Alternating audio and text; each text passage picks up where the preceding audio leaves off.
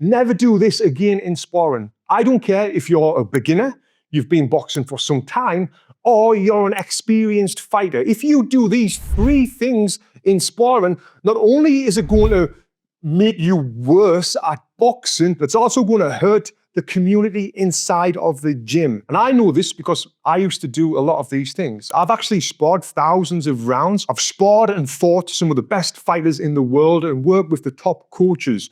So when it comes to what you should be doing in sparring, what you shouldn't be doing in sparring, I know a little bit about that. Now, the first thing is pretty hard to stop doing, especially if you're in there with a beginner and you're sparring with a beginner. You might be moving around. And what that is, if this guy lands a good punch on you, your reaction is everything right now, because what we tend to do when we get hit from a good punch, whether it is off a beginner or someone with experience, what do we do? What do we do? Come on, think about it. You know what we do, right? All right, mate, I'm going to get you fucking back for that, right? We've got this in our mindset because we're fighters. We've got egos, whether you like it or not. We have. And then, boom, we throw a hard punch back. Now, if that's a beginner we spar with, that can dishearten them. That can make them not want to come back training again, which is bad for the gym in whole. It's bad for that person. You look like a bloody bully. And again, I've done this myself and I'm not proud of it, but you look like a bully in the gym because we've got a big ego and this guy shouldn't be hitting us like that.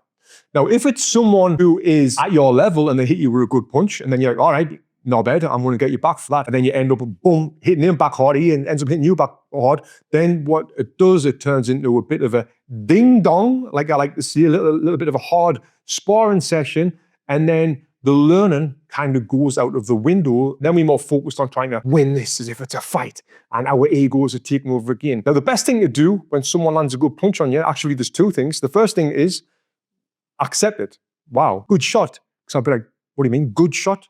It wasn't an accident, it wasn't a fluke. It was the shot that I meant to hit you with, dickhead. Who are you talking to? Again, ego. This isn't ego, but it's true. Someone tell me I hit him with a good shot. Yeah, it was a good fucking shot. I'm a good boxer. What are you talking about, mate? So anyway, you could see a good shot or even just nod your head, right? That's one way you could accept it. The other way is think about it in the ring and analyze why that's just happened. Why did I get hit with that punch? Was I being lazy? Was I dropping my non-punching hand? Was I throwing that jab and bringing it back down here rather than up here? Analyzing yourself in the ring, and that's going to really help you improve rather than doing the other thing that I mentioned. Now, moving on to the second thing that you shouldn't do in sparring, which, again, mate, something that I did, I'm not proud of. When I look back at me when I did this a few times, I just think, what a dickhead. What am I doing, man? Ego. And this would happen a couple of times. One was if I didn't want to be in the sparring session, which there was one time I remember in Sunday BC when I'd done a full boxing session and my coach was like, all right, Tony, you spawn now. And I was like, no, I'm about to leave. He said, no, you spawn. I was like, no, I didn't want to spar. But the coach made me spar. I got in there with Warren Baster, who was an ABA champion, great fighter. And because I didn't want to spar and I wanted to show the coach, like, I'm tired, I don't want to do this, I let Warren punches in the face multiple times. So I wanted to show the coach, like, I'm not bothered. Go on, you can win the round. Now, how absolutely barbaric is that? How stupid is that? Letting someone punch you in the bloody face. And I also done this before when there was someone I was sparring with who come from a different gym. And I wanted to show him, like, mate, you can't hurt me. And I would let him punch in the face. Again, absolutely bloody stupid. That sort of behavior shouldn't be allowed in gyms, right?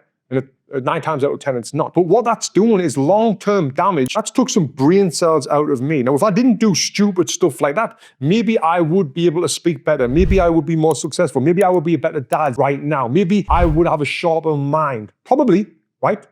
But I had no one telling me this stuff.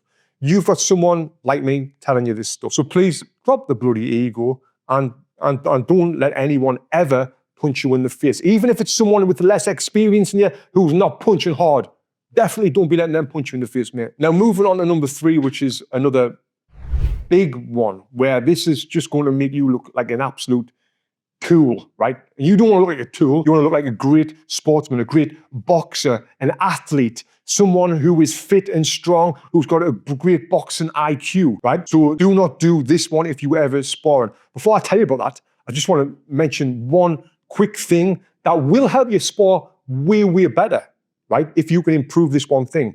And that is footwork. If you can improve your footwork, not only will this make you punch faster, punch harder, make you harder to hit, be less predictable, have better feints, have better counter punches, improve your whole boxing ability, but it's also going to improve your boxing IQ. Now, the way you get better footwork is working on the specific things to you that you can improve on. But what we tend to do is go to the gym and work on the same thing as everyone else. There's a guy who's 6 foot tall who is weighing 200 pounds, is doing the same work as someone who's 5'5" and 200 pounds, right? They shouldn't be working on the same things. They should be working on the specific things to get better at. Now, on the Boxing Footwork Academy, this shows you exactly what you need to work on to improve your feet. And like I said, if you improve your feet, everything else in your footwork game will improve. Now, you can get all of the details about the Footwork Academy by scanning here or going to boxingfitness.com/footwork. The links are below. And I'm telling you, mate, this is an absolute game changer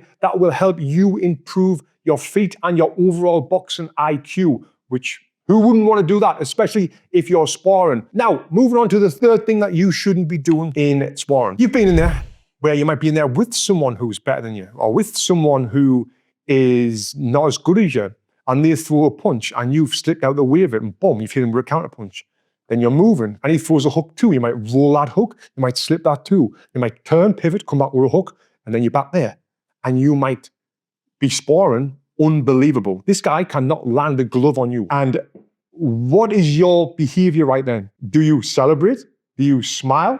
Are you like, yeah, mate, cocky with your hands down? Mate, don't be a dick. Stay humble in your sparring, whoever you're sparring with. Because one day you could have the best spar ever. You could be amazing. The next day you could spar with that same guy and he could, boom, he could stick one on you and, you know, make that nose bleed. So you never want to be a dick. You want to be humble. And also with this is after your sparring sessions are done, if you've just schooled someone, what is great, and that person will really respect you if you do this one thing, and that is give them some help and tell them why what you were doing was working and how they can improve. Only if you're doing it in a way where it's like, mate, you know, you need to do this, you need to do that. No. Just say, you know, good work, mate. You know, I noticed that when you are throwing your left hook, you're dropping your right hand. That's why I managed to land that lead hook. You know, if you want to do some technique sparring, I can do this. We should do this together because